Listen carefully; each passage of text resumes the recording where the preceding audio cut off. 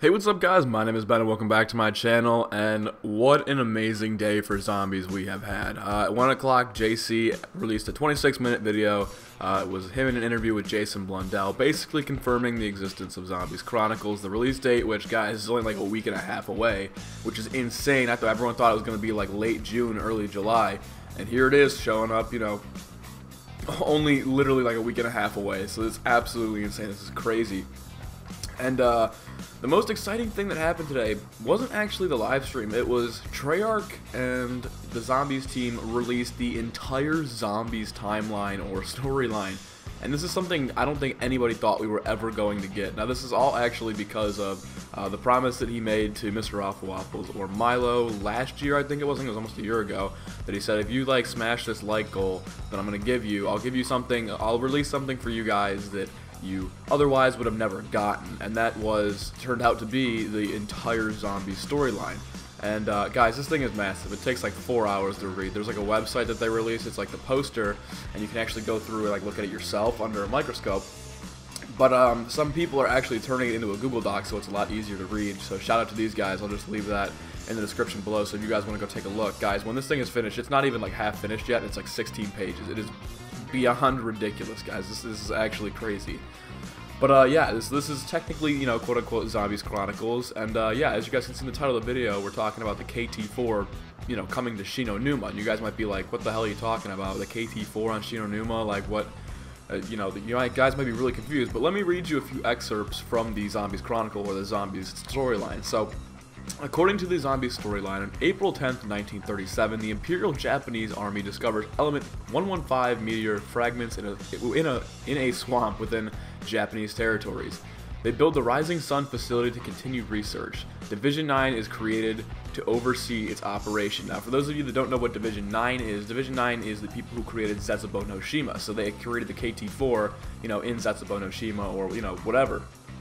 But in the storyline that they've painted, or that they've kind of gone back and, you know, changed some things to like fit with the storyline of New, in this, we actually find out that the Rising Sun facility, or NUMA, was built by Division 9, which is, you know, the Japanese group. So, you know, the couple other quotes we have talking about here is, this is where the, you know, NUMA comes into play. On August 18th, 1940, as per Germany's request, the Japanese Imperial Army hands over the Rising Sun facility to Group 935. Division 9 remains involved on the site. And just scrolling through here, a couple of these ones, we have Takeo Masaki is dispatched by the Emperor to oversee his work at Group 935 and Division 9 at the Rising Sun facility. From that point on, it kind of just gets into the backstory of Takeo Masaki and how he met up with the original 4 characters in World at War.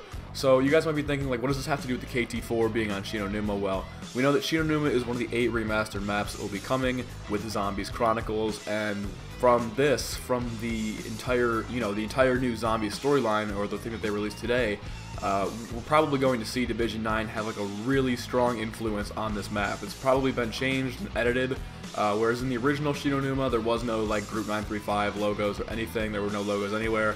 But you know, when we see the new NUMA, we're probably going to see lots of Division 9 logos. Probably it's going to be very very similar to Zetsubo no Shima, or at least like the atmosphere will be very similar to Zetsubo, because it's being remastered and being retold as a Division 9 facility. So the KT4 then comes into play with the fact that, hey, you know, this is a Division 9 facility. Originally, we had the Wunderwaffe as the main wonder weapon on this map. However, I think it will be changed to the KT4 to fit the storyline, not just because it's, oh, it's fan service. This is the first, you know, map that the Wunderwaffe came out on.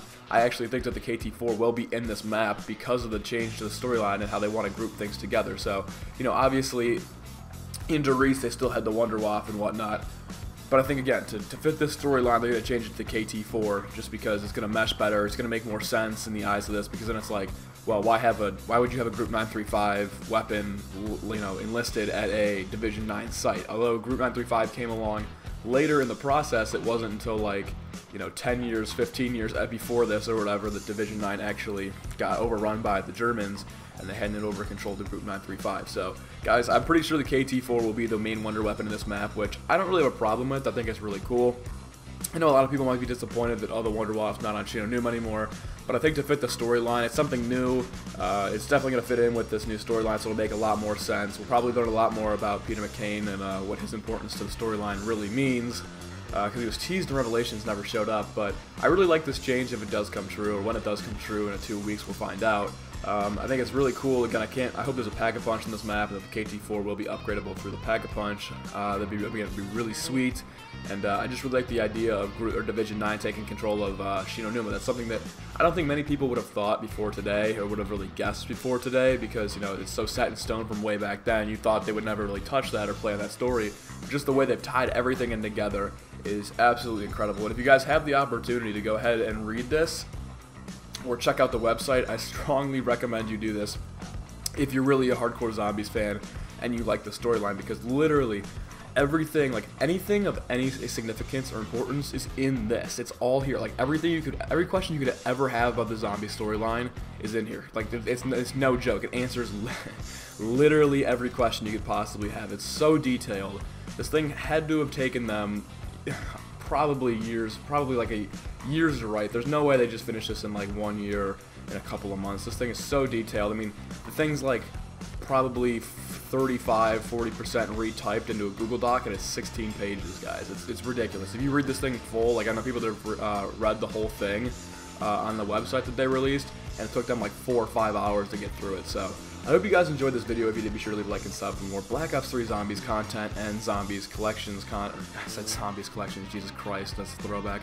Zombies Chronicles content. Gonna be bringing you guys videos every day about the new stuff that's gonna be coming to this, and just getting you guys hyped for what's to come. So once again, guys, I hope you enjoyed. My name is Ben, and I'm out.